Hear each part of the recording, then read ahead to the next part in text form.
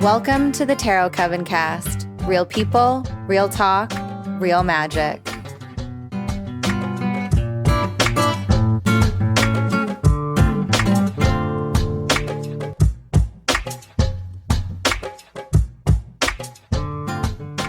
Hello out there, lovely listeners, and welcome to the Tarot Coven Cast. I'm your host, Jasmine. I'm Elena. And I'm Jacknovia. And this time on the show, we're taking a closer look at the numbers in the tarot. We'll be chatting about numerology and its connection with the cards, as well as what are often called the number families within the deck. This is the first episode in a two-part series, and we'll be covering the cards from Ace, or 1, through 5. But first, we've got some news. You may have noticed that Jessie hasn't been around much over the past few episodes, and unfortunately, that's not going to change much in the foreseeable future. She's out there following her passions and focusing her attention on other projects, and we absolutely wish her all the best on her journey. Yeah, I hope that she finds everything she's looking for and finds all kinds of joy. Yeah, I'm just sending you lots of love and good luck with all your projects, and I can't wait to see what you bring to the table. Yeah. All right, and this would normally now be the section where we give a little shout out to our new patrons or any new patrons that we might have. Woo-hoo! And we do have a couple of new people that have joined us, which is amazing. Thank you so much. We did contact you through Patreon because we weren't sure if you wanted more of a personal shout out or if you wanted something, if you wanted us to like highlight your Instagram account or a podcast or something like that. So if you are the patrons on the majors tier or above, get in touch with us and we will do that shout out on the next episode. And if you want a shout out on the next episode, head on over to our Patreon page at patreon.com/Tarot Coven Cast. It's been so much fun so far, and it's only been like a week. So I know it's been such a learning process and lots of fun and nerves and butterflies. And oh my gosh, yeah. But yeah, come hang out with us over there. It's going to be a good time. All right, so let's talk about numerology. I've got like some very basic notes here. I think that you gals might have a little bit more knowledge about numerology than I do, but basically numerology is just the idea or the concept that numbers are associated with specific traits and themes. So each number kind of has its own.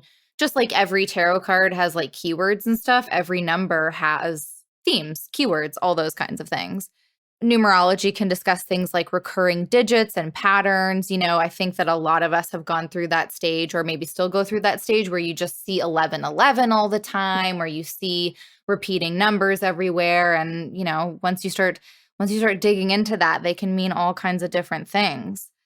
There's also this idea of life path numbers. So you can break down, you know, just like you would have a card in the major arcana that corresponds with your birthday, you would also have a life path number.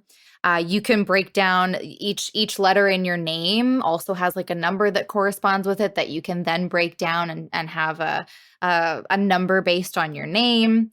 And I've written down a bunch of numbers here that I cannot remember why I wrote them down. So I'm going to go ahead and skip that and hand it over to you ladies. Like, what do you guys know about numerology? Honestly, not a ton. Okay. But just going back to your numbers, is that the converting your own name into a number? I haven't done that for mine. I don't know what that number is for me. I've only done it for my birthday. I legit do not know what these numbers are. I was reading something not too long ago where you can break down your name, like certain numbers mean certain letters, and it's like the master number or something. Yeah. Is that it? Okay, so that's exactly what these are. There's usually numerology will talk about the numbers 1 through 9, and then there's like 11, 22, 33, 44, so on and so forth. And those are like the other numbers. Maybe they're not called master numbers. I think maybe 11 and 22 are referred to as master numbers, but then there's like those special repeating digits. So like 44, 55, so on and so forth. But yes, that's what I have written here. I don't know why I used, instead of just like the word and or an ampersand, I put in a plus sign, which to me looks, like math. So I was like, what the fuck kind of math was I Yeah, doing? and because you've got 11 plus 22 and then 33 following, and I'm like, yeah, well, that's right. She did math. All right, so that's what that meant. Yeah. Yeah. On today's episode, it's really a math episode. Yeah. Everyone runs away screaming. So basically, go ahead. Yeah. Oh no, I was just going to say, I'm not like a numerology, like really like expert or anything, but there's a book that I used to reference. I loaned it out and I never got it back. And I have trust issues with lending my books out now. Yep. But it's a book. It's called The Life You Were Born to Live by Dan Millman. And that one's all about like your life path numbers and really like eerie accurate. And it's based on your birthday. So that's kind of I use my numerology that I understand is based on that. So you'll notice that's what I kind of throw in as we go. Cool. Yeah. And for me, I just, I'm not an expert, obviously, but I've journaled on like just the basic numbers, the 0 through 9. But lately I've been seeing a lot more of like 303s and 717s and 707 and 808, like 3-digit numbers. So I'm trying to like, as soon as I see them, take notes of them and then try to like research what they mean later. Cause I definitely feel like there's some meaning behind it. Cause I see it every day. It's not just like here and there. It's every day. It's 808 or 707 or 717. Or 111 has been a really big one in the last 2 weeks. Like I'll see it back to back in patients. Like I'll do one patient's blood pressure and it'll be 111 over whatever. And then the next one will be 111 over whatever. Ooh, and then the third one will be 111. And I'm like, okay, what's going on? So I'm going to need to research because I honestly feel like, for me, I feel like it's our guides trying to tell us something, or I feel like this is how the angels communicate with me. So I'm trying to get the sense like they want me to know something. So I try and journal the numbers I see every day and go back to it. And then kind of research online or books and then just take what resonates. Yeah. I mean, I think stuff like that, when you see repeating patterns like that in anything in life, I think it makes sense to pay attention to them. I mean, numbers are not. Exactly. Yeah. I mean, should you see like the same color pop up or something? I don't know, like the same symbol pop up over and over. I mean, why not just look into it and see what it means? And then, like you're saying, Elena, take what resonates, leave the rest, right? So, all right. So basically in these episodes, as I mentioned, it's a 2-parter. So for this one, we're going to go from ace through 5. And basically just in my research, like how I kind of set up the notes for us was I wrote down some keywords for the actual sort of aces, let's say, right? And then I looked up what one would mean in numerology and then wrote down that stuff. And so I thought we could kind of go through those, see what connects, see what doesn't connect. And then we're going to talk about what I mentioned in the intro, which is the number families. So all of the cards in the deck that would equal to 1, or all the cards that would equal to 2. And then I thought it would be interesting to chat about kind of some in real life examples of being in these numbers. So that's what we're going to do for each set of cards or each number. And Jaconovia, why don't you kick us off with the aces and the ones? All right. Well, the meanings that we have under the aces and ones are new beginnings, creation, manifestation, burst of energy, conception, raw potential, opportunities, a new cycle, opening, clarity, that first step, calling or an offering, that clean slate. And then we're moving on into kind of initiation, a pioneering spirit, leadership, independence, autonomy.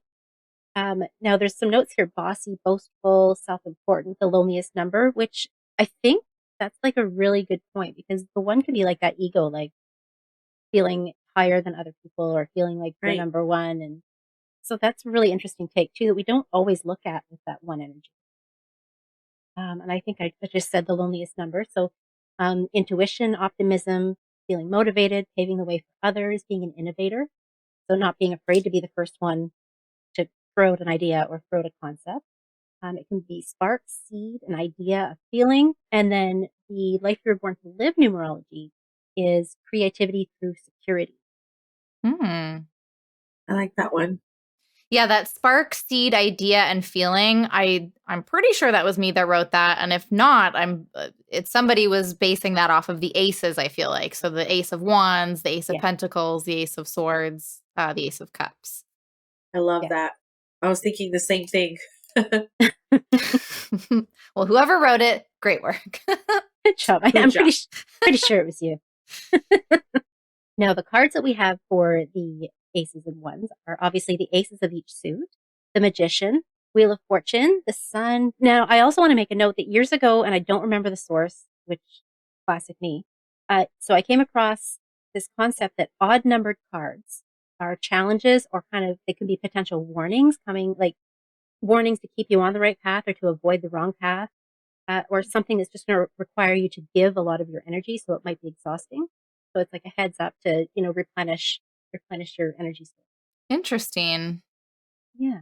I mean, potential warnings from the right path. Like that totally makes sense to me. You pull something like the Ace of Pentacles and I mean, yeah, warning, but like it's just a signal in general, right? But yeah, the fact that, I mean, once you get the Ace of Pentacles, it's like this isn't going to be a breezy journey. There's a lot of work that needs to be done, but it is the right path. Yeah. Yeah, and also it's that whole like you have to give of yourself because you can get all the aces in the whole deck in a single reading, and it ain't going to mean shit if you're not going to do anything with it. Yeah, it's us that has to take the action. Yeah.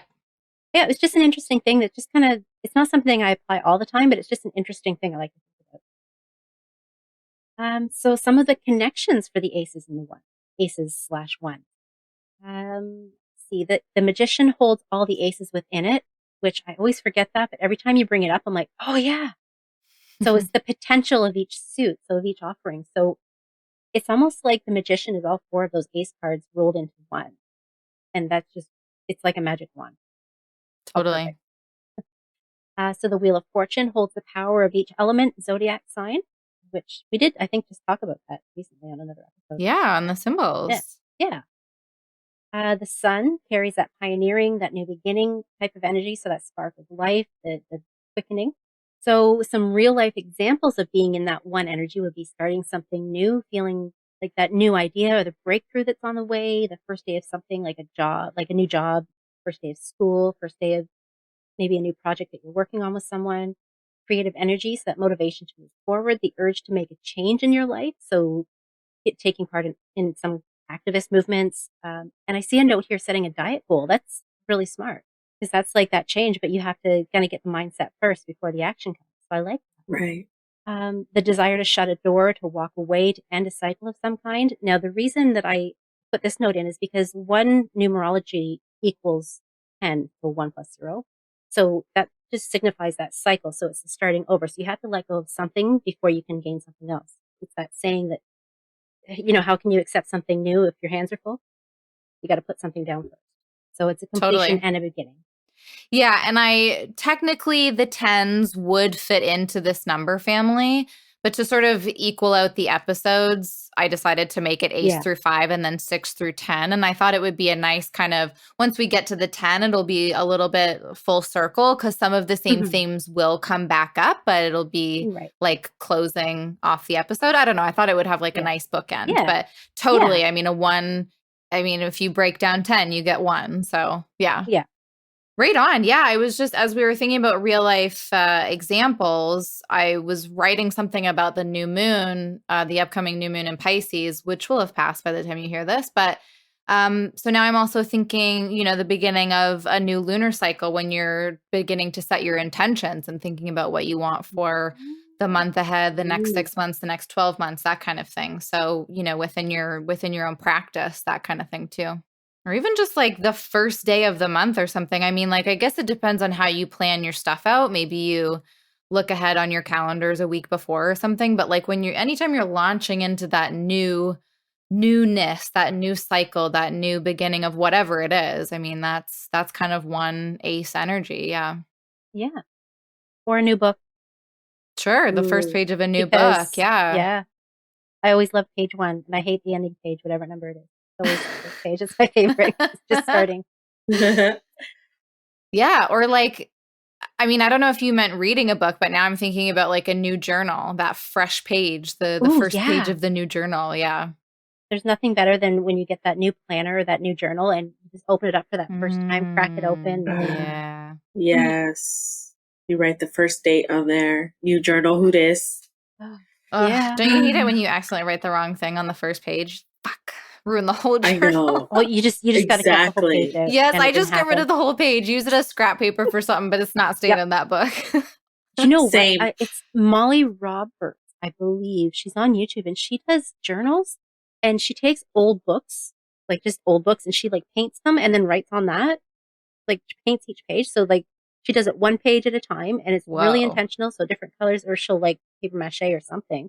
And by the time she's done, this book is like so full. It's like flopping open, but she's got all Yeah. of her art and journal. I'm like, that's incredible. Whoa. So that just made me think of it. Like that's Too an art cool. project. Yeah. All right, Elena, take us through the twos. All right. For the twos for our meetings, we have balance, integration, recalibration, partnership, cooperation, duality, harmony, choices, adaptability, being a mediator, bringing dissonant forces together through compassion, through empathy, kindness, or acts of kindness, psychic abilities, your intuition, having insights, sensitivity, conflict averse, or must avoid seeking external validation, gracefulness, and being influential, cooperative, protective. And in the book, the living your Oh, I forget. Sorry. It's I forget what Yentl. it stands Just say- for. It's so many letters. Like, what is this? Sorry, I wasn't thinking. It's okay. And I know I've heard you say the title of this book. The book that Jaconovia mentioned earlier speaks to cooperation through balance for number 2. Okay, so real quick, 2 things. The first thing is, so when Elena started talking about being a mediator or bringing dissonant forces together, that's more the numerology side of things. And the first set of terms were more like the tarot-based kind of things. Second thing, I was so confused by the acronym of the book that Jaconovia was talking about, but I didn't want to like just be like, what are these letters? Like I wasn't going to text her about this, right? So I just thought I'd Google it because I was like, I bet it's out there. I bet it's on the internet. Like it's so straightforward. So I Googled it and it just was like, are you talking about the Barbara Streisand movie Yentl? And I was like, absolutely not. I put Good 2 try, and 2 Google. together earlier when I read at the very bottom. And I put 2 and 2 together. I was like, oh, that's what that Right? means. The life you were born to live. Right? It's Oh, right there no. at the bottom of the document. I Yeah, know. It was that's so okay, silly. For the sake of our listeners, because I was trying to be like all like, you know, not taking up all kinds of space. It's TLYWBTL, and that's these poor girls are seeing going, what the fuck is that? But honestly, one of the best things that's happened to me all week, or maybe it was last week, I don't know. But I just Yentl. Okay, great, Yentl. that's it. Yeah, Yeah. thanks, and Barbara. It's like, all right. It's like W. What is it? What would Jesus do? Yes, That's what exactly. it reminded me of. All right. So the cards in the tarot that equal to 2, of course, is the 2s of each suit. The High Priestess. Hello, me. Justice and Judgment. And yeah, and then just from picking up from what we discussed in the ones, it's just completing this from the ones, even numbered cards signified forward movement, positive messages, or easier messages that are more pleasant to hear, or something that will replenish your energy. Interesting. And then some of the connections or the shared themes between all of the 2 cards are all of them are showing some sort of balancing symbolism. There seems to be some inner contemplation or introspection going on in all of them. Like they're using their intuition. They have to use their discernment, like in the 2 of Swords. There is some choice to be made or an adjustment to bring in balance or stability, like in the 2 of Pentacles. Maybe even in the 2 of Cups, just to bring like that stable relationship or emotions into that relationship. And then some of the in real life examples of being in 2 energy is making a compromise with someone, learning to work with new people, being presented with a job offer, seeking advice from a mentor, attending counseling with a partner, and learning to say no or say hell no. Yeah, either or. Hell knows more fun. Hell no is more fun. Yeah, and I think I was looking at the Justice card, and I know that we've been talking a lot about balance. To me, that's the thing that I think comes up the most in the two cards. And I don't know if it's a visual thing. I don't know if it's just something that you feel, you have the one, you bring the second thing in, and it just creates this kind of balance. But then I was looking at Justice, and it just made me think of like checks and balances and having that kind of a system in place that makes sure things are always coming back into balance like that, or like the feedback loop, and that's kind of like a Libran energy type thing. Libra corresponds with the Justice card, but Libra will always look to where there's like an imbalance in something and do whatever it takes to rebalance those scales. So that's just what was going through my brain. That's just a good point.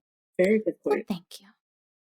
I think two energy too, if especially if you're walking a spiritual path like we are, it's really easy to get swept up in the whole, universal energy and divine love and all that, which is all great. But I think a lot of times we get so swept up that we forget to keep our feet on the ground.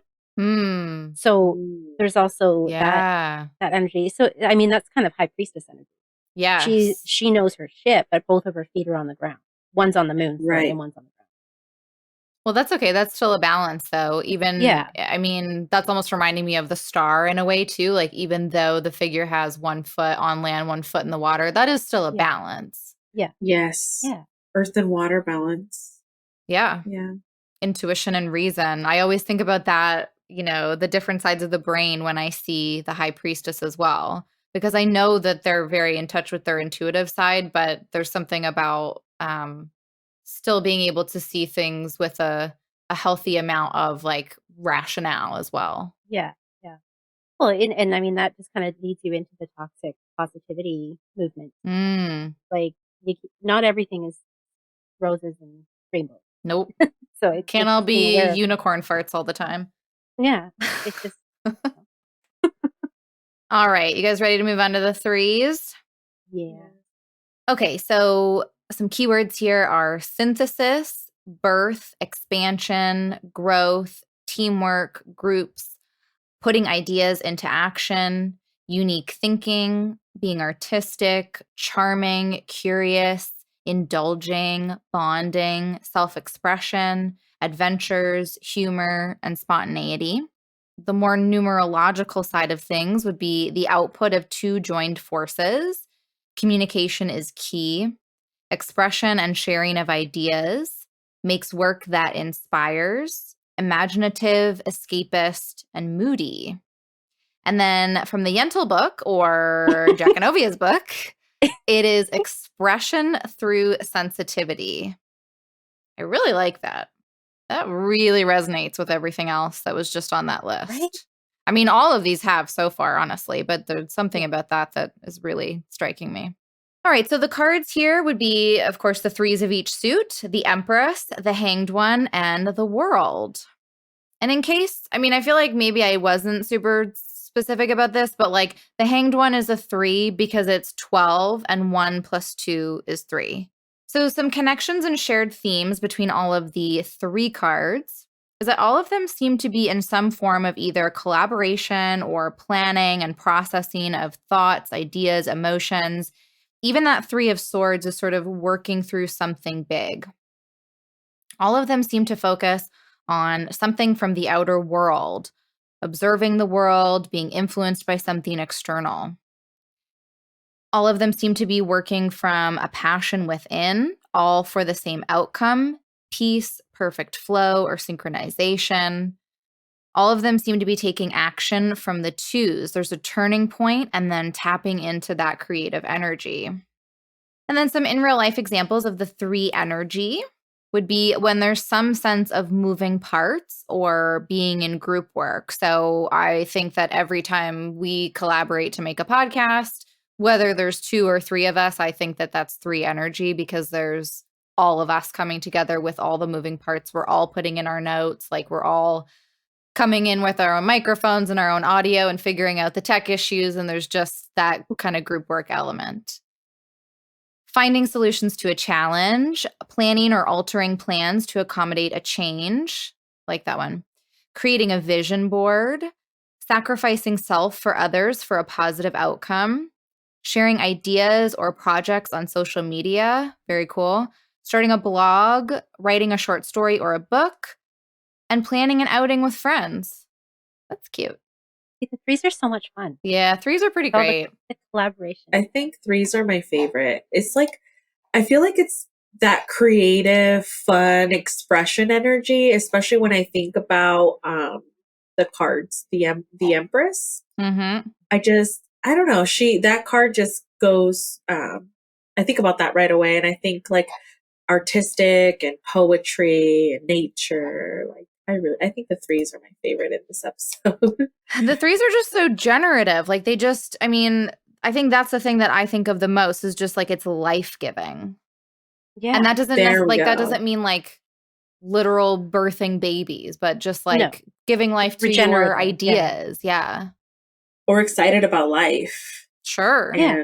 Like it just, the whole vibe of threes is just like a big kitchen party. Like, everybody's brought their guitars and they're thumping around till 3 a.m. in the kitchen and having a great old time. Like that's just all three energy. Yeah. Yay, threes. Except for the 3 of Swords. No, the 3 of Swords is still great. It's still great. It's such a downer. But yeah, no, it's got to be there. It's just like we were saying, it's not all sunshine and roses. You come out a badass after the 3 of Swords, though. That's true. And it still helps you to express something, I think. Yeah. Yes. Yeah. Express. You learn to forgive yourself. Yeah. All right. Fine. 3 of Swords is fine. I still don't like the 5 of Swords. We'll get there. The 5 of Swords. I don't like the 5 of Swords. I don't like the face in the 5 of Swords. I still don't think he's about, oh shit, I don't feel good. This isn't for me. Let me get out of here. I really feel like he crashed that party and was like, these are my motherfucking swords and y'all gotta leave. I don't know. Sometimes you gotta get your things. Like, true. Yeah, sometimes people that don't deserve to have your things and you gotta go get them. But we'll get there. True. We'll get there. Yeah, we'll get there. True. Okay. We'll get there. Yeah, we're skipping their 4s. All right, let's do the 4s. Who has ever wanted to skip a 4 to get to a 5? First time ever, right here. Yep.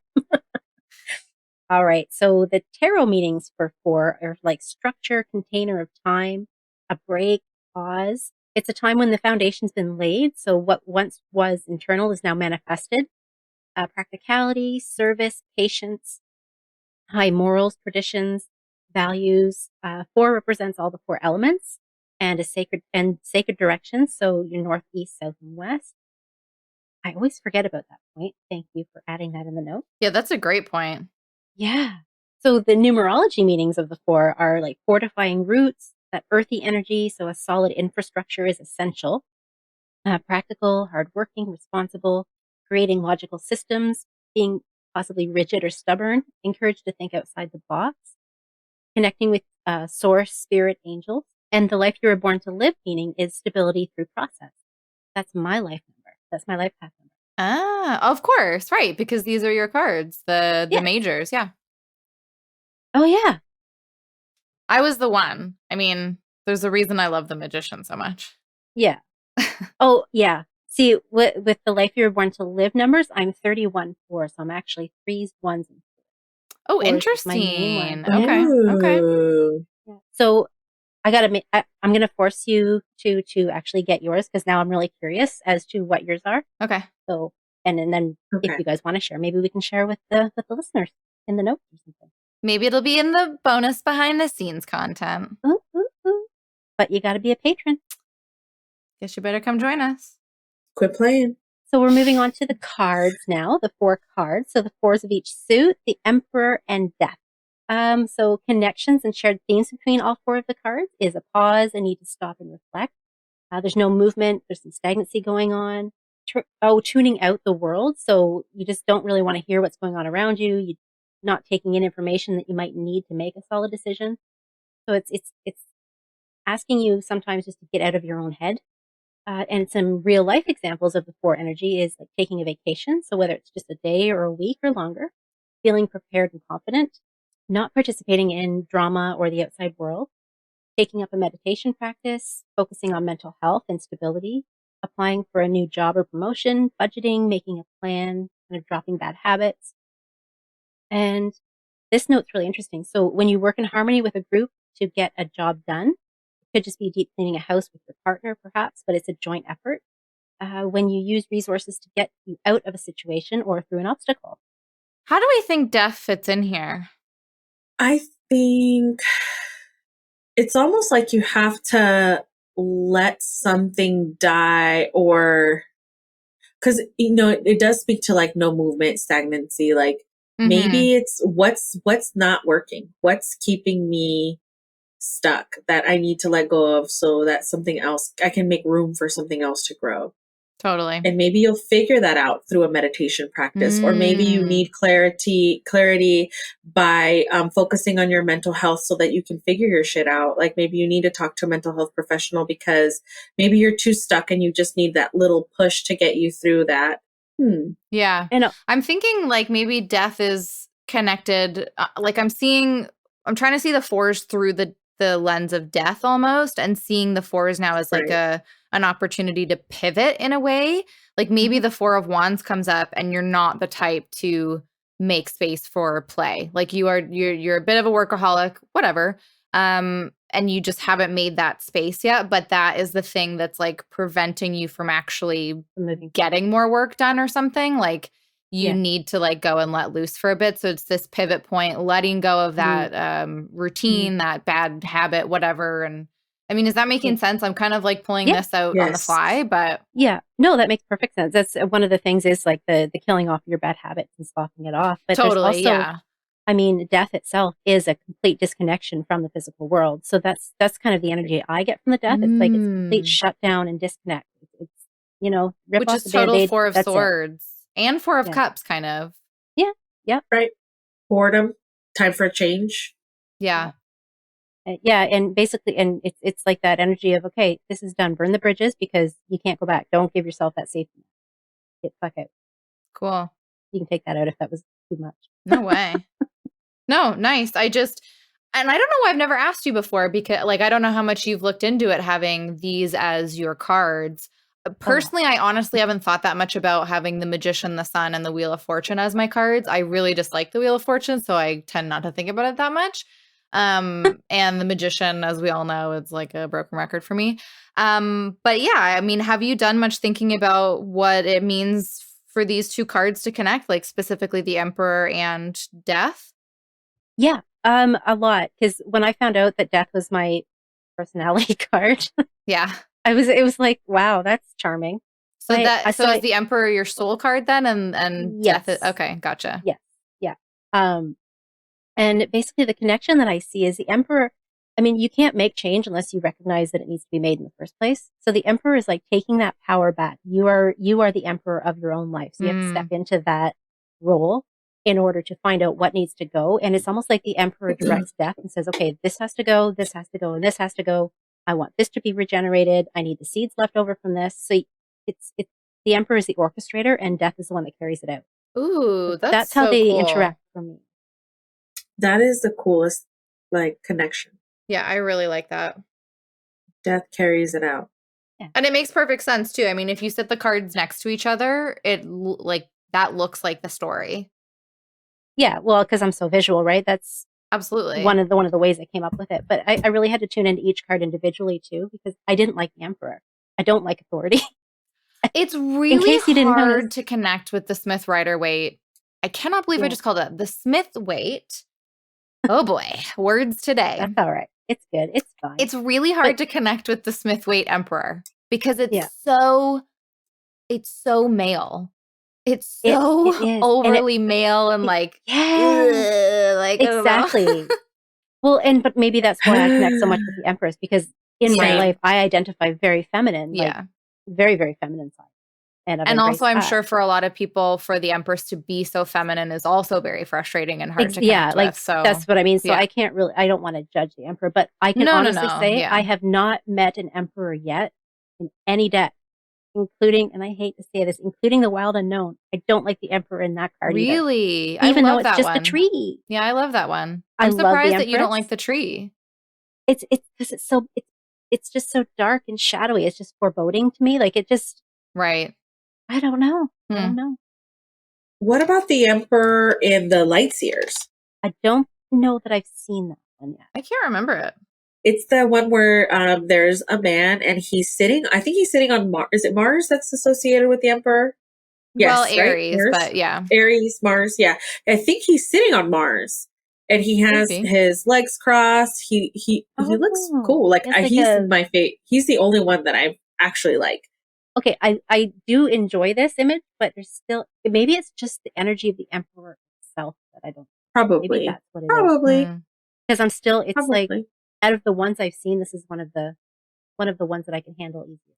I mean, I like the modern witch depiction, and it's, for me, it's that the gender is far more ambiguous, and it's just not coming off as like so, it doesn't have, like, it's just not so in your face authoritative and patriarchal. I don't know. Right. It feels much more relaxed, and yet still like in charge and in control, and like in a very healthy way.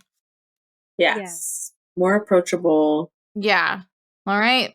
5s. Here we come. The 5s. And with the 5s, the meanings that we have is contraction, dark before the dawn, conflict, change, challenges, instability, roadblocks, chaos, defeat, humiliation, manipulation. We have free thinking, adventurous, expressive, playful, impulsive, living through 5 senses, restless, impatient with day-to-day routines, seeking power and unstable emotions. From Jekanovia's book or the Barbara Streisand book, it's freedom through discipline. It was so sorry. I just want to talk about the differences in all of those meanings there, because it was so interesting to me when I was, basically the first set of keywords there is just stuff from our other episodes, like where we were talking about the suits or, just whatever. And then the second set from looking up numerological stuff, I mean, free thinking, playful, living through your senses. I mean, these are not things that we typically associate with the 5s in tarot. So that was super interesting to me. And the one card I could kind of see it in, I mean, kind of two, was the 5 of Wands and seeing that through a more playful lens, but also the 5 of Cups, being able to live through those senses, not rushing yourself through the harder, more tough emotions. But yeah, it was very interesting to see the differences there, and has made me kind of think like maybe I can, not that, again, like it's not all rainbows and roses. We don't need to do that with the tarot. Tarot can have tough cards just like life can have tough moments. But, being able to tweak things and see them through a different lens sometimes isn't such a bad idea. And then from the Yentl book, like freedom through discipline, this makes so much sense because the idea of the freedom is so, I mean, that to me is free thinking, adventurous, expressive, playful, but through the kind of contractive, challenging lens that we typically see the 5s through. It's like a real nice blending of those two sides. Yeah, freedom is hard won through discipline. Yes. Okay, so you mentioned the 5 of Cups, and then I had this flash of an idea.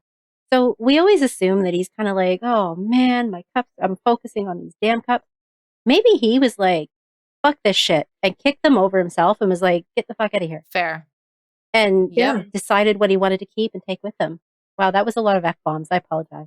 No, I love that. I love the F-bombs. I love the idea. I love the new lens. Same. Like, I mean, and also that doesn't mean that it's then not a time to feel those emotions. I mean, even if you decided to kick over the cups, it might still suck. Yeah. But yeah, like not every decision that's best for you is going to feel good. Totally. Right.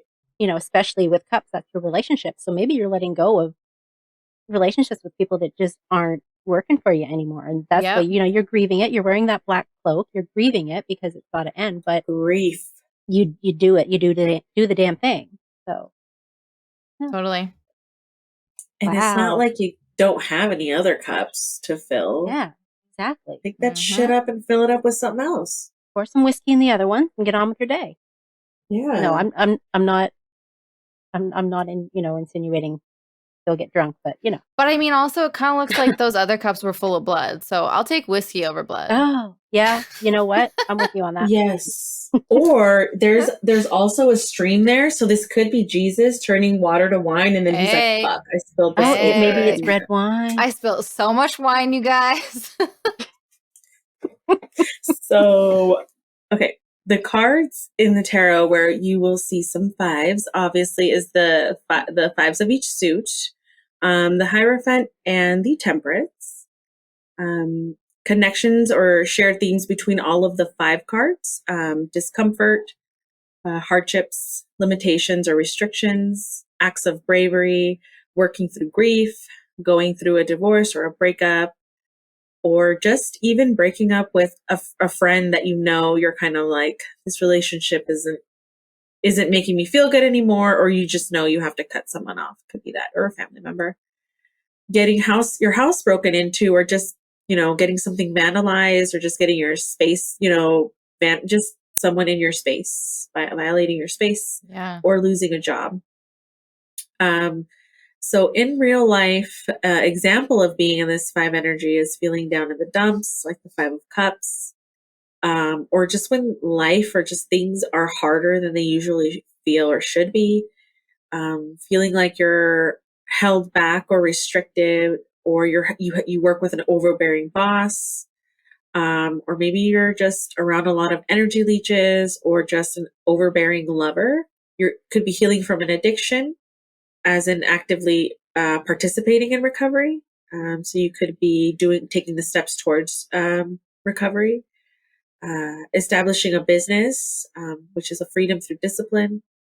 Maybe attending a big dinner party with lots of different opinions, agendas, personalities, making enemies, or being rejected from the community for being different. So I see Temperance fitting in with the healing from addiction example. But and maybe even with, limitations or restrictions, because even though Temperance is sort of a more open feeling card, I think that there is some sense that they are working within some kind of restriction. Maybe it's not a bad restriction, though, if that makes sense. Like, this is what you have to work with and you're working with it. But how else do we see that sort of fitting together? Any ideas?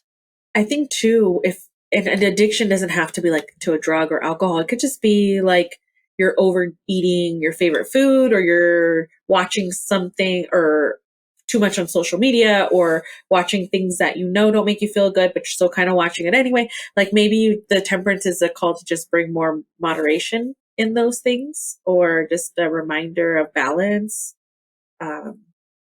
in those things that don't make you feel good, or intuitively you shouldn't be eating this or drinking that, or I don't know, maybe that's kind of how I connected it. Yeah, and I mean, it could even be talking about like addictive behavior, like addictive thought processes and beliefs that, it's easier. I'm trying to think of a good example here, but like maybe you're addicted to blaming your hardships on your past, when it's like, no, now it's time to take back the control. Don't let that past, keep you oppressed, like the Hierophant would. Move into that Temperance and kind of use that and build yourself up from it. Get some help if you need it, and really focus on moving forward. Yeah. It's just super interesting because when we not that I think death is a super negative card, and Temperance doesn't have to be a super positive card, but it is just an interesting juxtaposition to see death with the 4s and Temperance with the 5s. Mm-hmm. And I mean, this is clearly things that I should have done before we recorded the episode, but it's just very interesting to see the cards next to each other and to have them all, they're all in this sort of family together. So I wonder if the numerological vibe of things is kind of helping us bring in the Temperance energy to the rest of the 5s in a way. And that's the freedom through discipline. Yeah, because 5s are like chaos energy, competition, conflict, unstable. So I can see the Temperance coming in and being like, get your shit together, 5s. Yeah, time to rein it in and, get yourself under control. Don't let your emotions get the best of you, or, get your competitive spirit under control. Right. Don't be overbearing. Yeah. Speaking of hards that are card, Speaking of cards that are hard to connect with, I also find the Hierophant a very difficult card to connect with in the Smith Waite. How about you ladies? I was just thinking about that. I was looking for it in the deck, just to kind of take a look at it. But I know the Hierophant can speak to authority, kind of, or just being aware. So maybe it's just like awareness of this chaotic energy or just being in this 5 situation. Okay. Just something popped in my head because another thing I think about with the Hierophant is like a community or an institution, or I hate to say like religion, but kind of like being surrounded by like people that relate to you or like resonate with the things that you believe in. So I can see that as either belonging in a community or like the 5 of Pentacles, you know how the figures are like left out, could be like feeling left out of that community. Yeah. Yeah. I think with the Hierophant, it's one of those situations where it's something I learned and now I can't just unlearn it. Because I found out that in like pre-Smith Waite, the Hierophant was the Pope. And to me, that's Yeah. organized religion, which I don't have direct negative experience with, but I have a high aversion to doctrine. And I Yeah. think it's hard for me to connect with it because my first instinct is, no, I don't want that. I don't need it. So for me, it's more of like, who are you worshiping and why? Is that person really worthy of your praise? Is that person really worthy of your respect and your devotion? So it's kind of one of those things. It's like, it's almost like a false idol to me. It's like, you can't worship deity when you're worshiping a human. So yeah. Well, and I that's mean, a very friendly thing to like say. this is not a condemnation of anybody that follows religion, but No, not at unfortunately all. what we do know about popes throughout history are not good things. Like there's nothing, to me, there is nothing good that comes out of that. So it's really hard to associate that with anything positive. And I think like that's definitely a part of it. And I definitely don't mean to offend anyone when I say that. It's just myself. I have a very high aversion. I've seen a lot of damage that comes from organized religion, and I'm not picking on one single one, of course. Like there's several different organized religions that I've seen the after effects. I have friends who are still healing from it. It's trauma. And to me, that's kind of what I associate with it. So it's hard for me to connect with the Hierophant in a positive light. I try really, really hard to. Yeah, and again, like not saying that every card in the tarot has to be positive. That's just silly, but more in a way of like, I don't want to think about, I mean, children being harmed when I look at the Hierophant. Like, it's just not, you know what I mean? Like, so. Yeah, I didn't know if we wanted to go there, but that's exactly what I meant by like, I can't separate those things. Like I can't watch a Woody Allen film because I know all the shitty things that Woody Allen has done and I don't care about separating the art from the artist. Get over it. Stop watching those films. There. But also like, what was I just going to say? Okay, sometimes I try to connect the Hierophant instead with Taurus because it's the astrological association. Okay. And so it does have like some similar things to what you were saying there though, Jekanovia, like who are you following and why? Or with Taurus, like Taurus can get really, I mean, Taurus is very dependable, very reliable, very steady, but also a little bit boring and stuck in their ways. Like that's kind of the more shadow side of things. So like it's a time to reevaluate. It's a time to look at things. And so, you know, maybe what I'm seeing now is that maybe both the Hierophant and the Temperance offer up these moments of conflict because change needs to happen in order to move forward. Yeah. Yeah, that's a really great way to look at it too. And I just, while you were speaking, I kind of had this flash that maybe if you are kind of embodying the Hierophant, like, are you expecting praise and, you know, respect for something that like, maybe you haven't earned it? Like, are you expecting something for nothing? Thank you. Like, you can't have shitty intentions and then expect people to like look up to you and listen to what you have to say. Yeah. Totally. Now, just a little disclaimer. If you are of any of the faiths or you're working through that, I do apologize if anything I said rubbed anyone the wrong way. There's no judgment on my end. I'm not trying to pass any kind of, you know, of bias or anything on to anyone. So unless you are a pope that's listening, like I'm sure we have zero beef with you. yeah, yeah, yeah, You pretty know, much. like, I mean, I'm If sure you, there's other people that we'd probably have some issues with, but what we're getting at here is that yeah, religious wise. yeah, I mean, but also like just for an example, I mean, Elena loves Jesus, like legitimately loves yes, Jesus. I don't love Jesus that much. I'm not really into Jesus, but I'm into no, Elena, and so I'm into Jesus for Elena. exactly, because Jesus loves Elena. Yeah, he does. And I'm not like into one, and I'm not Yeah, into he one does. religion because no, he does. And because I love to see people who do have that faith, you know, because I tried it growing up and it never resonated with me. None of it. But Jesus does. Right. So Totally Yeah. fair. And okay, and can we just take it back to Jesus was not a Christian. He was not. He wasn't white. He wasn't He a wasn't Christian. white. There's so many So things that we have wrong. yeah, so if you love Jesus, you're a cool person.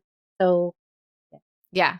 I guess I should say that my beef is strictly with like Christian, with human. Catholic, Jesus. Yeah. Yeah. Yeah, that's my beef. My beef is with certain people within that religion who use it as a weapon rather than an empowering connection to divinity. Now, what I will say is that if we didn't have Jesus, we also wouldn't have Monty Python's Life of Brian. So there are pros and cons. See? we wouldn't have water to wine. We wouldn't have memes. That's a great True. point. Who would be who would be loving the Raptors? Like, Yeah. That seems like as good as a place as any to end this episode is on Yes. Jesus. Yeah. So, well, that was a lot of fun. It was, like I said, this is a two-parter, so we will be back with cards 6 through 10. And we'd love to hear from you guys. Like, what did we miss? What did we get wrong? Let us know about the cards ace through 10 or the 1 families through the 5 families. And then let us know if you have anything to add for the 6 through 10. And yeah, we'll see you in a couple weeks with a new episode. It was lovely to speak with you. good night, everyone, or morning, wherever you are. Bye. Thank you so much for listening to this episode of the Tarot Coven Cast. Stay tuned for our next episode, which is our very first book club episode covering The Power of Tarot by Liz Worth. And until then, everyone, keep making magic.